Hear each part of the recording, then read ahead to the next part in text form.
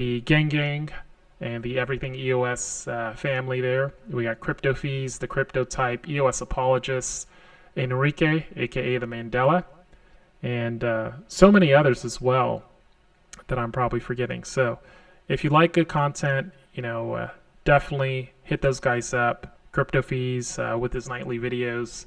EOS Apologist, he always provides some interesting perspectives and gets you thinking also about where things are going in the blockchain space and what the underlying value is of a blockchain like EOS. So I hope you guys definitely are enjoying this content, and please let me know if indeed the actual audio in this case is coming through okay. I'm going to be right back, guys, back to the actual visual of myself. I just want to make sure that the audio is coming in okay. I'm trying out a mic that I don't always use, so just want to make sure that the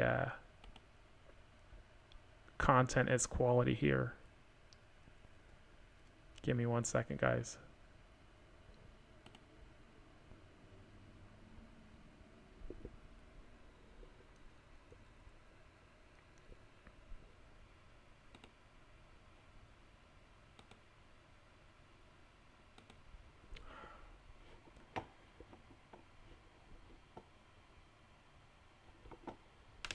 One second. Not sure. See what happened here. It might have just continued from the previous instance that I did. Thanks for your patience, guys. It's actually a lot harder to do these streams than it appears to be at times. And, for me, it's still a learning process. So I don't do these all the time. And I try to make it as seamless as possible. But I don't want to go on if definitely the audio is off. So if you guys can let me know if you can hear me loud and clear, that's one good way to help me out. Okay. Okay, good.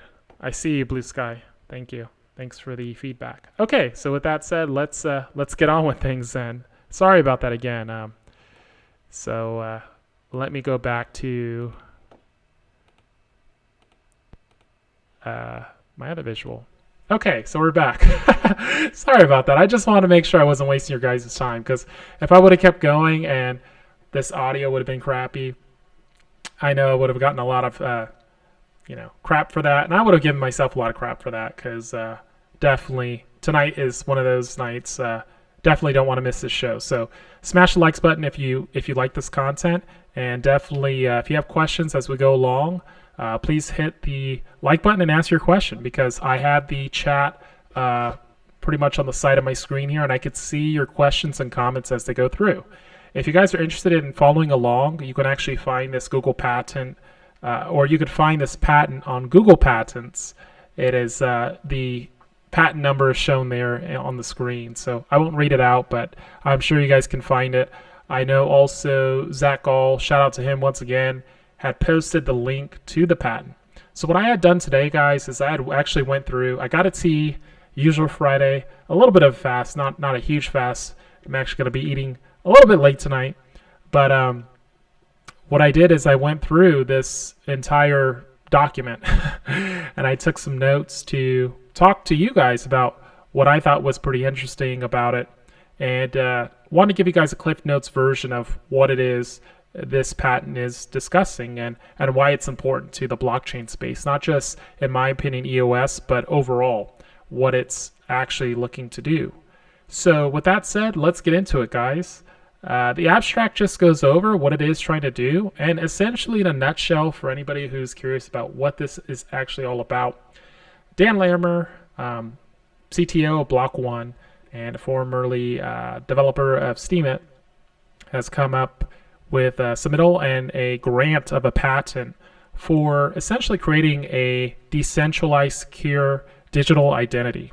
And so what that is, if you think about it today, for most of everybody who's watching this video and anybody around the world, your identity is tied to governmental type IDs of some kind, right?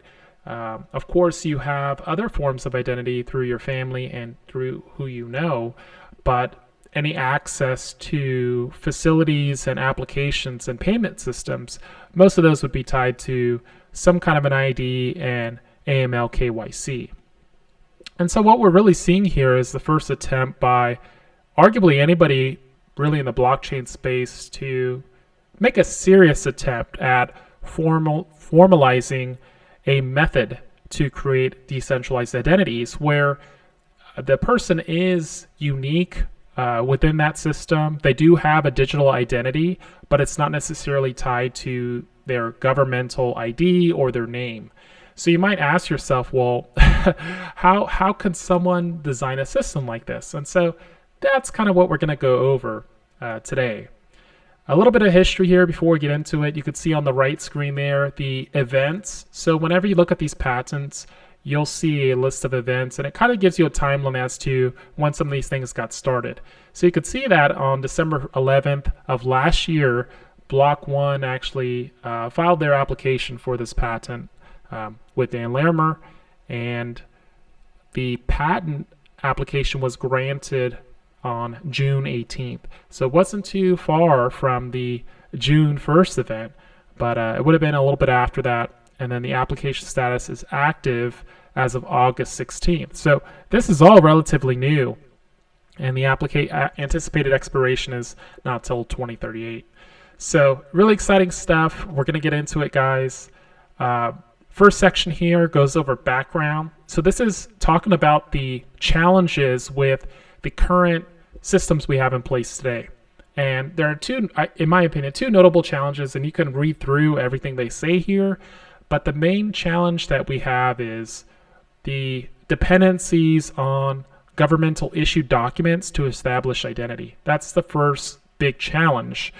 And the other issue that is mentioned in this patent application and now that's been granted is the fact that even though they're government issued and even though it's official, a lot of that stuff can be forged and faked, and essentially bad actors can come and steal people's identities. So you might ask yourself, so what is it that they're doing about that? And so how do they overcome this ability to, or how do they overcome the challenge of formalizing a digital ID and improve, in my opinion, the security of the individual who might need access to an application, right, on a decentralized network or other system, actually. It doesn't necessarily need to be even solely, exclusively focused on something like an EOSIO blockchain. And why is this important for everybody? Well, the other driver is to make and certify you as an individual want to make provable statements, right, in some way. You want to have what's called an attestation about some fact or potentially even some content that you're producing, and you want to be able to digitally sign that because it is entirely possible, and we've seen history of that now in the current digital space where there's a lot of hearsay. There's a lot of people who might say that someone made a statement about something or did something, and there's not really a way to know for sure if that's the case oftentimes. So this digital identity has a third value beyond the two that we just mentioned, right? The first two we mentioned was security and just creating the identity. The other one is obviously ensuring that, I guess, if you want to use this technology in a way where it provably demonstrates it's you who makes a statement, you might be able to do that. So that's a pretty cool application. So that's the background behind it. That's the challenge that Dan and Block 1 are trying to solve in this patent. And the summary goes over really the essence of what this technology is, how it solves the issues.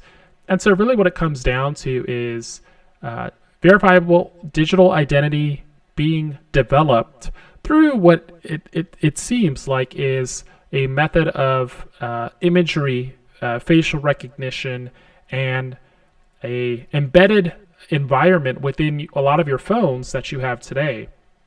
like the Enclave, right, which would have potentially its own operating system and its own private key.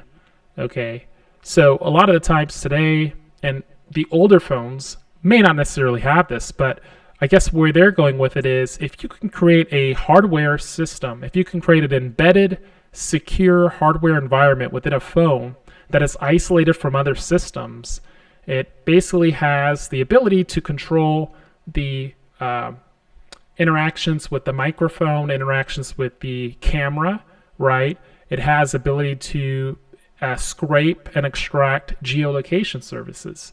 And all these can be used to essentially create a unique form, a unique artifact is, I think, how they characterize it. And so you can use this information and build a relationship between the artifact and the device, which would be the phone in this case, normally, although it could be other devices they mention here. And that can, over time, with the user being recognized facially, serve as a form of digital identity. Now, they go on to talk about how the identity itself can be strengthened over time. Now, it starts out, say you as a user, using your phone to create this digital artifact. So you as a user and your phone, and you're interacting with it, and the phone is processing the imagery and processing another of yours, potentially a second artifact. These are used to establish your ID. Now, they go on to further talk about that potentially the next step of that would be for you to take a picture with somebody else. Now, that person likely has the similar app. They've gone through the process we just described. Now, when you take the photo with them, the application itself is establishing a relationship between those two folks, and each of those folks can digitally make a statement that the other person is who they say they are, in a sense. So you're able to strengthen the credibility of a person's ID through this process. It keeps going on and on and on, and eventually you develop this established digital identity. So you might wonder, well, we've only talked about the phone and essentially imagery through this application. Well, how would it actually work? Well, there's a series of other technologies that are involved. Obviously, the public ledger, in a sense, is used to hash a lot of this data and link it to a public this public database, in a sense, right? So it's a method of verifying the digital identity, and it can be auditable. So that is another unique feature of this technology. So I want to call to your attention, guys, to a specific section here that kind of goes over the steps here that it would take to do this. So give me 1 second, guys.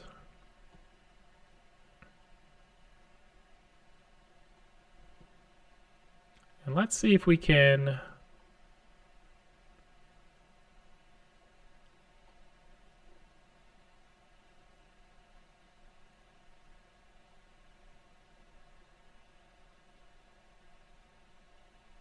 this is the section I was looking at here. Okay. So according to an aspect of present disclosure, a secure and verifiable digital identity may be created by a user who owns a device, such as a smartphone. The user takes a picture of themselves, which establishes a visual identity of the user. Then, to further build on that visual identity, the user can take a picture of themselves with somebody else at the same time using their device. This establishes the visual identities of two people and further confirms the visual identity of the user. So it's kind of what I just mentioned, guys. That's the approach used to strengthen the, credibility of the digital identity. And then it goes on to say, for example, these two people both have a unique device and a key that cannot be copied. And the reason, again, for that, guys, is within the phone itself, there's a secure operating system that is within the hardware itself. So it's not like someone somewhere else across the pond or around the world can replicate that private key that stores that image, has probably with it scraped geolocation data, has audio, has a number of things that are built in, and that talks basically in handshakes with the public ledger, which in that case would also have a copy of this. So it's a form of handshaking that really prevents someone else around the world from stealing your identity. It's a very secure, decentralized way, it sounds like. And then it further strengthens that identity through the formulation of relationships with other people in your social circle through this example. So it says both devices can take the photograph at the same time and place, and both devices certify that the face recognition of the two people in the photographs is the same person as before. Now, what they're referring to is, of course, that first step that a user would have taken to establish digital identity with the device to prove that that user owns that phone, and probably some other forms of identification. So with that, it becomes very difficult for, again, just some random hacker or bad actor in this case to steal that identity. So I'm going to pause here for a little bit and see if we have questions, and just look at the comments. We got Blue Sky in the chat, so thanks for stopping by, Blue Sky. Blue Sky says, excited about identity patent and Liquid DAPP's DSP second layer. And I don't think you're the only one in that regard. I mean, I'm definitely excited as well. This has been something I think a lot of the community has been waiting for in terms of building the essential tools, right, to launch applications, because identity and trust are a big component of blockchain. In fact, one could argue that trust is, a lot of people say data is oil, right? Data is the new form of oil. And so in the old days, Standard Oil and all these oil companies were the big shots, right? They called the shots because oil was a very valuable commodity. And in today's society, with the evolution on energy systems and a lot of technologists looking at alternatives to oil and looking at even electricity, right, and battery storage, you're seeing oil's dominance in the market wane, right? And so very similar to that, a lot of the industrialized classical models are now, I think as a society, we're transitioning to more of seeing data and identity as the oil of our modern society. And the reason why that is because trust is becoming so paramount to everything we do, but we don't necessarily have systems in place today, including in the social media system, that allow us to feel like we can have trust, right, between systems or between users. So when you think about a blockchain like EOS, and I'm not trying to go on a rant here and avoid going through this patent, but I just want to segue this a little bit. When you think about EOS and you think about what the potential is here, if this technology is built on a chain within EOS, having the ability to not only have a trustless chain of data, but have a trustless form of identities becomes very valuable for even established businesses, right, to use. Because if you have millions of users on this network and you have a very low cost way of establishing identity, you may not know exactly who they are, but you have a sense of their character and their history, then the cost for you to acquire users that you're targeting, right, who do follow the rules, just went down substantially. They're using a technology like this. So that's just something to keep in mind. And as you see this method that they're proposing to be used, where one user takes another photo with another user, you could almost visualize that will create a network effect within the EOS ecosystem if that were to be deployed on something like the mainnet. Because we're going to see later on in the article that there's some unique wording about even incentives for users to potentially take on these tasks. So I don't want to spoil it for everybody, but I think that's something for everybody to just be aware of. I think there's some hidden nuggets in here, and I know everything EOS covered some of it, but I think there was still some nuggets that weren't captured as cleanly, maybe as or maybe emphasized as much, and so maybe some people missed that. So I want to go over that with you guys today. So it goes on to say, of course, this establishes the visual identities of the two people and further confirms the visual identity of the user. For example, these two people both have a unique device and a key that cannot be copied. The devices photograph at the same time, and both devices certify that the face recognition of the two people in the photograph is the same person as before. And of course, there's additional verifications that can be done.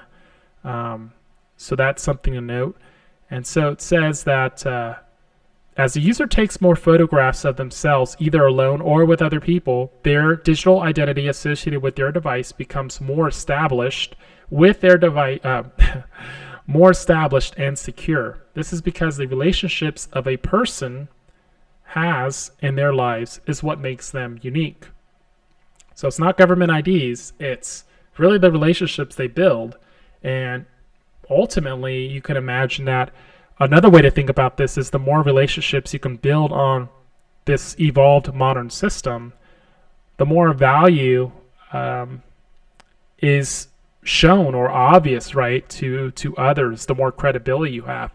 And for a long time in our social networking platforms, there wasn't really a way to formally audit those things, but maybe through a technology like this, that's another thing to keep in mind from just a marketing perspective as an individual, what this could mean. Because again, all that is unique. And it says a person can only be in one place at one time, and the device with the private key can also only be in one place at one time.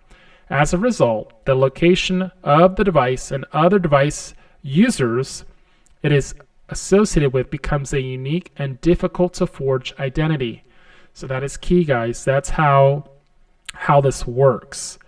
So if, I know there's a question, I think Mark had asked a question in the Everything EOS video that was done maybe yesterday. And he talked about, the potential for farms essentially to have multiple devices and try to be bad actors and take away identities. But it goes on to say here in the patent that in order to forge fake identities under the disclosed system, a bad actor would need to purchase multiple devices, and the bad actor would need to make connections with many other devices that are within this social circle, and those other devices would also need to be integrated into a social web of real people. As a result, it would be very difficult and expensive for bad actors to forge a fake identity. If you think about it, if I take a picture with people in the gang community and we establish social ties, and then some random person comes along, okay, and we verify our IDs or we confirm them, and then some random person or group tries to come along, it's going to be very difficult for them to get at each person. They might get at one person, but that would be seen as an abnormality in the system that's looking for an overall trend of some kind. So it goes on to say that the photographs, including sensor data that is collected at the time of the photograph was taken, is also uploaded to the blockchain. So they have other ways of establishing these relationships by maybe even looking at the imagery, the movement of the camera or the photograph at the time the picture's taken. And so this further eliminates any ability to have falsification of that data. So that's another thing to keep in mind. Blue Sky is a question here. Do you think EOS has any real competition? I feel like we are way ahead of the smart platform competition. I'm going to agree with you on that, but I think the main challenge right now is essentially awareness of this technology. I mentioned even locally here in Arizona, I can't tell you how many tech conferences I go to and just ask in general if anybody has awareness of EOSIO, or and with that regard, if they have any awareness of blockchain technologies, and most of them don't have much awareness at all. So you have to understand just how early a lot of this stuff is, and a lot of people are looking at this very skeptical. So Just something to keep in mind there. I would say we're very early, and just to remain somewhat patient. Guys, I'm going to be right back. Like, give me 30 seconds. I'm going to plug in my my charger here for my computer. So 1 second, guys.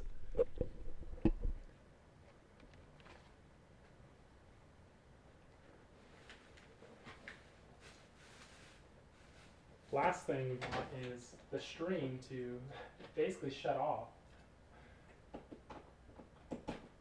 So let's plug in.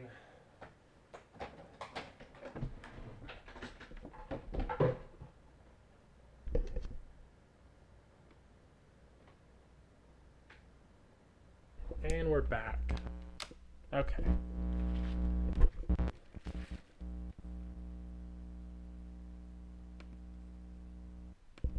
Okay, guys. Sorry about that.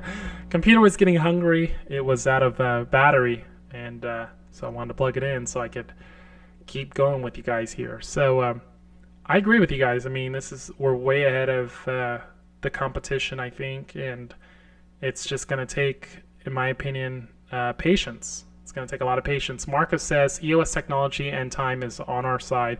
Let Libra lobby and educate governments around the world. It will make DPoS an expletive model to a decentralized, censorship-resistant blockchain network. I couldn't agree more. It's going to take time. It's going to be a lot of skeptics. I don't expect the road to be easy. But if it was easy, it would be obvious, right? And so you have to kind of contrast where we're at today versus it being Captain Obvious, right?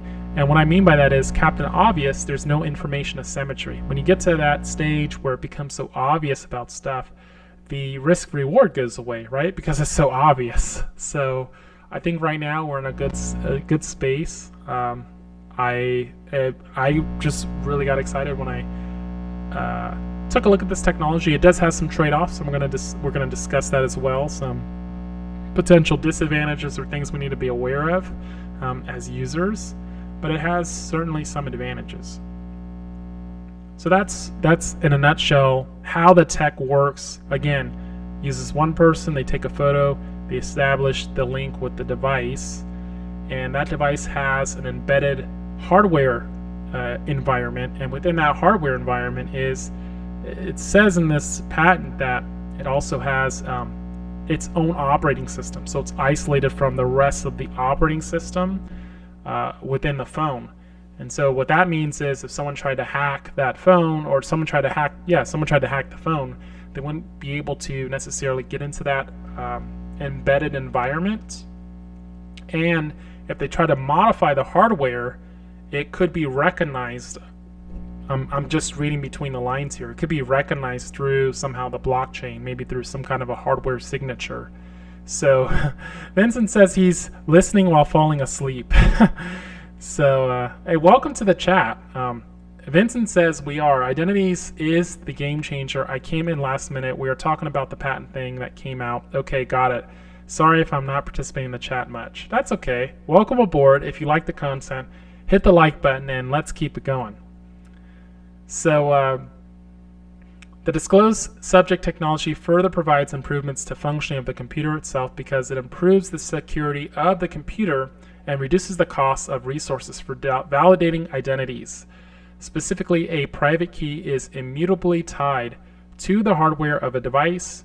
This overcomes shortcomings associated with current solutions, which are monetarily cost and involve greater system resources. So that's what I'm talking about there, guys. In the past, to do some type of auditability for users coming onto a new application, it costs tremendous amounts of money. You'd have to hire individual KYC outfit who might also lose a lot of that information or leak a lot of the information through a hack.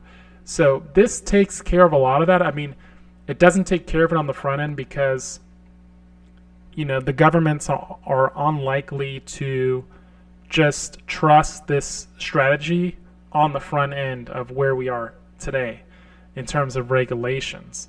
But at some point, if this is provable technology, I think you'll start to see those fade away, and especially in a lot of emerging countries where it's a little bit gray, and you could see entrepreneurs come in and use something like this to get their applications off the ground, as opposed to an area like the United States where they're probably going to be more up our butts about what we're doing and what we're testing.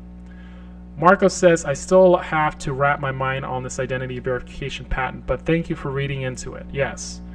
So, hopefully, I guess up to now we understand technically kind of how it works. So it goes on to describe blockchain.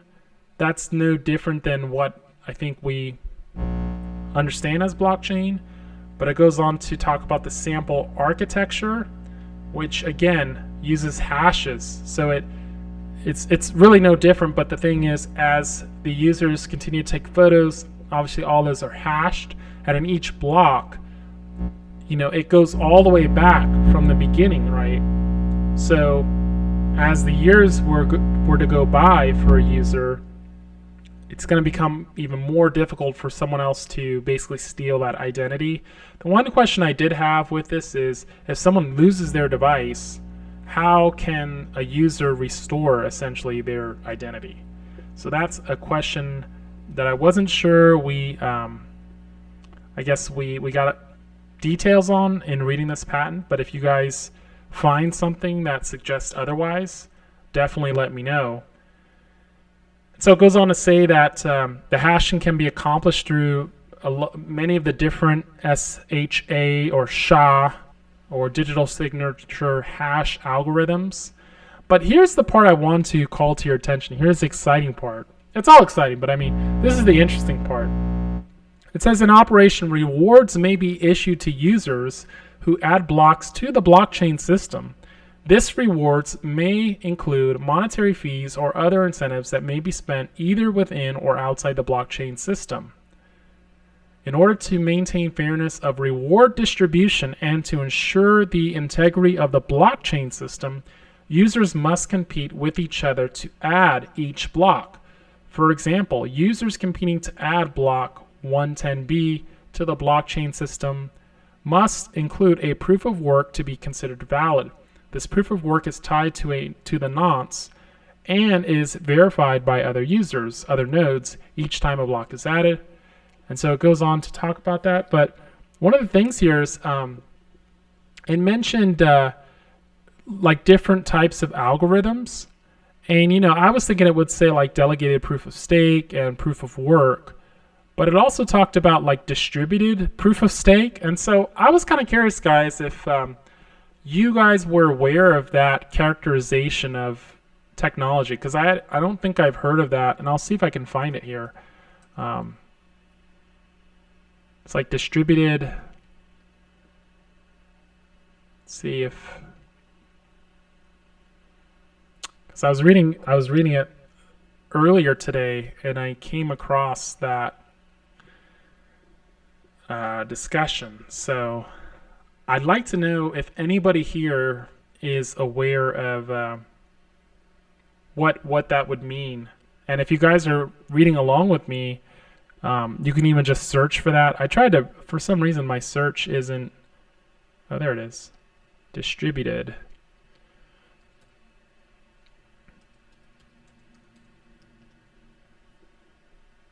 It didn't come up for some reason.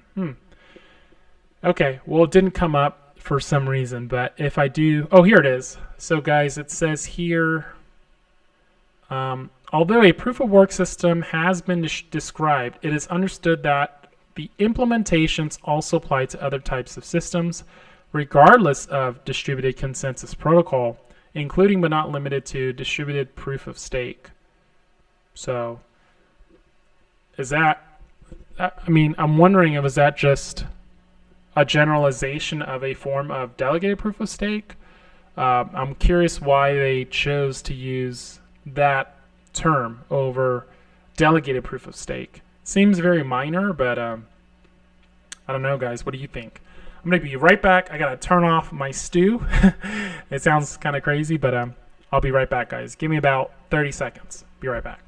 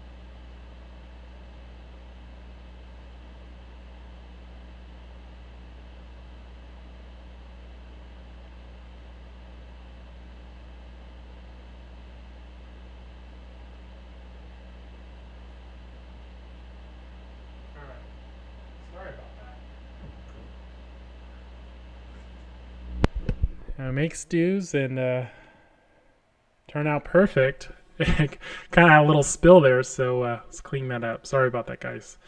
So welcome back. Where we were discussing where we left off was rewards. So essentially, it's talking about some rewards, some monetary fees for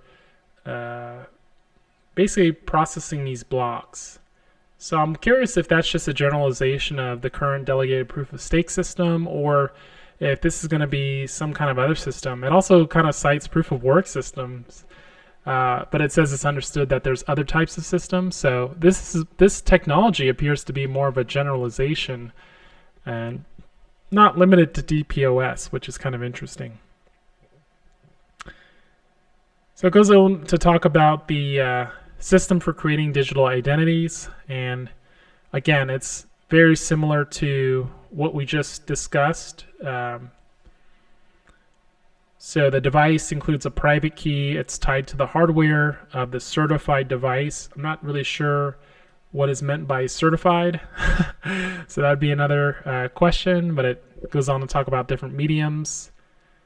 And first step it talks about is the user first certifies him or herself to the certified device by entering certification information. So a passcode, a password, biometric input, a photograph, or fingerprint. And then the user uses the certified device to obtain the certified data, a user-generated item. I think that's where it talks about the photograph. And then it uses, they may install a application that uses the private key to generate the data. So I think that would be an app that is used to basically verify the imagery is correct. But they also mention other forms, so fingerprints, voices, iris, faces, etc. So really incredible stuff here. But again, the thing that to keep in mind is this is tied into the blockchain itself, and over time, because of the relationships and social circles that are established, over time you basically build this ID up. And it does talk about here somewhere where there would be like a higher ranking for certain users. Let's see here.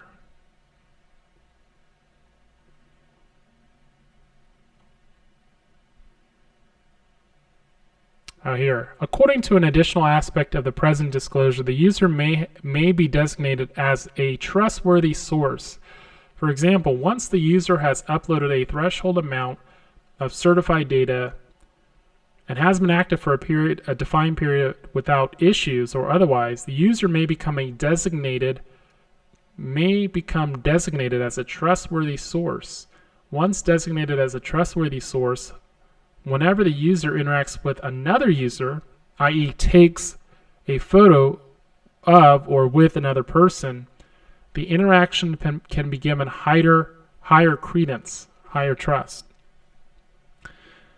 Furthermore, it can be incentivized to have two trustworthy sources interact with each other to form stronger verifications for the digital identity.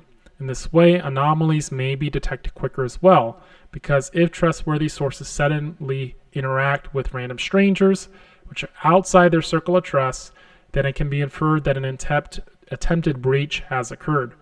So what I kind of you got to wrap your mind around this stuff. Kind of what, reading between the lines here, it almost sounds like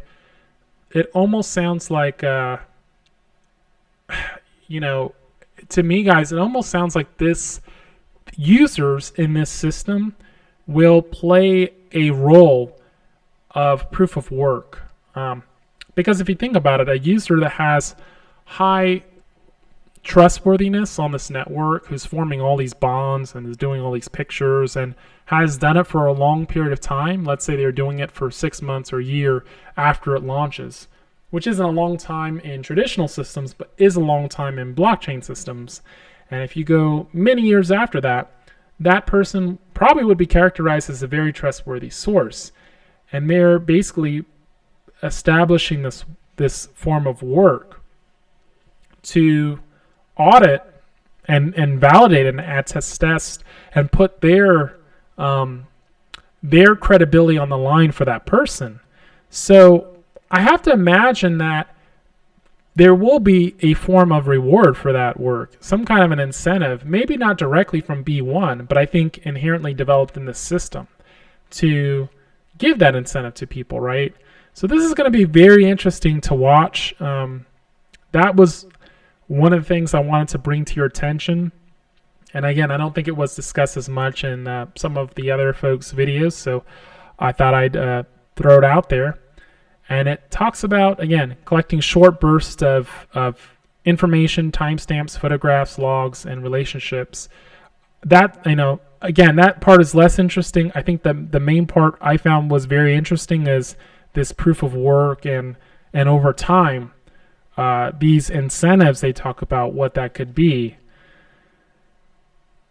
So also talks about here another advantage is this allows a person to use his or her own face as his or her own proof of identity.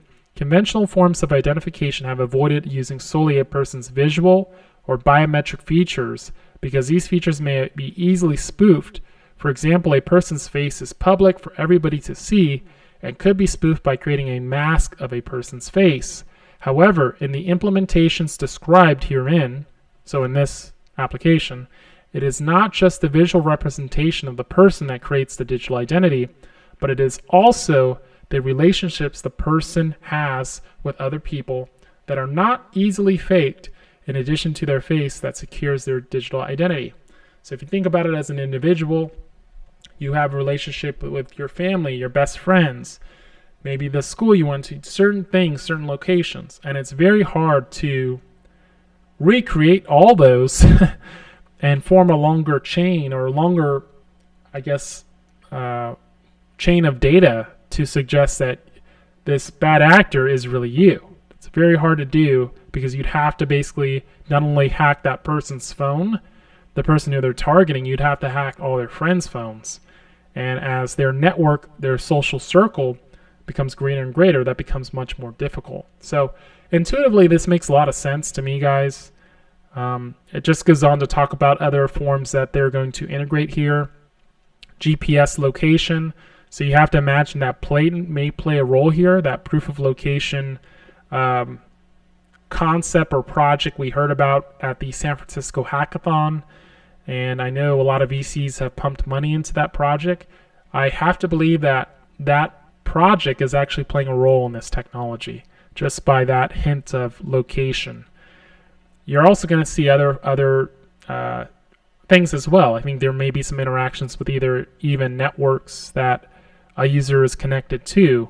So this can get more and more detailed in terms of how it ensures secure verification of and formation of a digital identity. So for example, the secure enclave is where secure elements are separately housed in the device to prevent tampering. So what it's just saying is all the typical input-output components of a phone, your microphones, your cameras, basically anything now runs on this secure system, including the tactile sensors on the phone. So my question, I guess one of the things I was curious about is, and they do mention here various inputs and operating systems, iOS and Android are listed. So I have to believe that Block 1 is not envisioning to build their own hardware system. They're probably targeting the inherent secure operating system of these phones that are available. So I have to wonder how far they are along in this. We know they've made some headway, and I've heard Dan talk about the secure operating environment, but I have to wonder how far along. I mean, this is the patent. How far along are they in terms of having a product or something that could be used with an application is the main question I would have. Vincent says, go to the stew. Random thought, I asked an older friend of mine, diplomat, and asked him if government is allowed to know who you voted for. He said no. And yeah, I mean, I don't know. Yeah, that stew is is definitely perfect right now. I try to do like a fast on Fridays, and today I didn't do one, but I did make a mean ass stew. It's like a Indian curry, like a vegetable stew. So I just let it stay on the stove there for about an hour, and just kind of melt all the spices and the tomato sauce and all the vegetables as well. So it's like perfect right now. Vincent says, I sponsor clearances for businesses who want to work for the Canadian government. All workers need a minimum of reliability clearance, which is the basics. And yeah, I'm familiar with that as well. I mean, a lot of the industries, including the power industry, it's a very similar thing where credit check is now needed, and they also do some interviews occasionally, depending on where you work. So, but if this is able to, in the future, I don't think it'll be immediately, but in the future you could use this decentralized method. That'd be definitely something to look out for. So it goes on to say here that according to the aspect of present disclosure, the first device and the second device also upload the digitally signed photo to the blockchain. So again, this is talking about the two users. For example, a link of the photo can be uploaded to the blockchain. It can later be verified that the first device and the second device took the photo by comparing data of the photo and its hash that is stored in the blockchain with the copy of the photo and its hash stored through the CAS, or the storage system, and the memory bank. So this is a way that the device can, I guess, do some form of handshaking with the blockchain. It sounds like. Yeah, no slow cooker, unfortunately. I just put it on there, but the stew actually turns out pretty good. So yeah, I mean, what do you guys think about this? Are you guys, I mean, it continues to kind of dive into a lot of those things, but it seemingly also repeats itself a little bit, going over those scenarios with the two individuals. And it talks about the forms of data that are captured. So the Wi-Fi network availability, radio waves, and geolocation of the individuals. So it sounds like there's much more than is like specifically defined in this document, is what I could tell. But those were the main points, and I also have some notes. See if I wanted to cover. I mean, these are kind of messy, but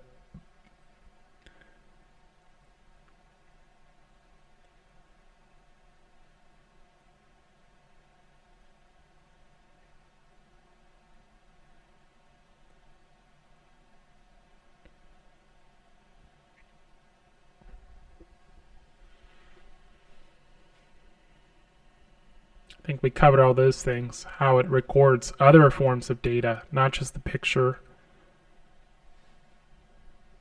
But I wonder how much of this is theoretical versus available now.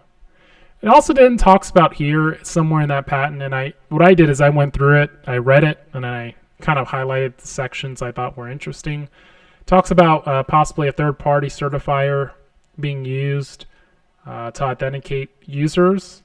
So I have to wonder if maybe in the beginning with something like voice being deployed, if this will be an example of that, where there's a third-party verifier. Maybe they pilot this technology, so they KYC, but then they pilot the technology and they seed the network through the AML KYC of voice, and then later use this other form of technology to onboard other users, giving rewards to the users with high credibility on the network, right? So that could be something to look at here. We already talked about the two users and the fact that they give the ability of the device to store the photograph locally within that embedded environment, so it's not accessible to other parts of the phone.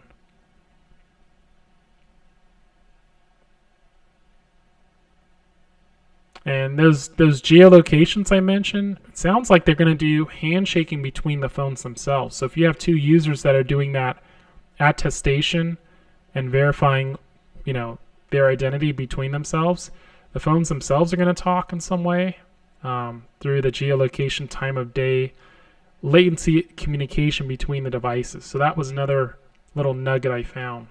But that's really what I wanted to cover today, and I wanted to kind of get your thoughts, what you guys think about this. We've kind of been on for off and on for a little over an hour, or almost an hour right now. So this is Phoenix, just coming to you live on Thursday, and wanted to continue the chat with you guys, the questions. Let's see how many questions we can get in the chat. Blue Sky says, would you say this would allow for different levels of identity verification? Also, is it possible to stay anonymous on the app while verifying you are a real user? So your first question is different levels of identity verification. I would say yes, but I would say yes with an asterisk. So this would allow for different levels of identity verification in a sense that it doesn't require a governmental ID. Now, whether or not a company like Block One for their app, with them building voice, whether they decide to allow that different levels is a separate question. But can another developer who's building on EOSIO possibly use this technology and have different levels?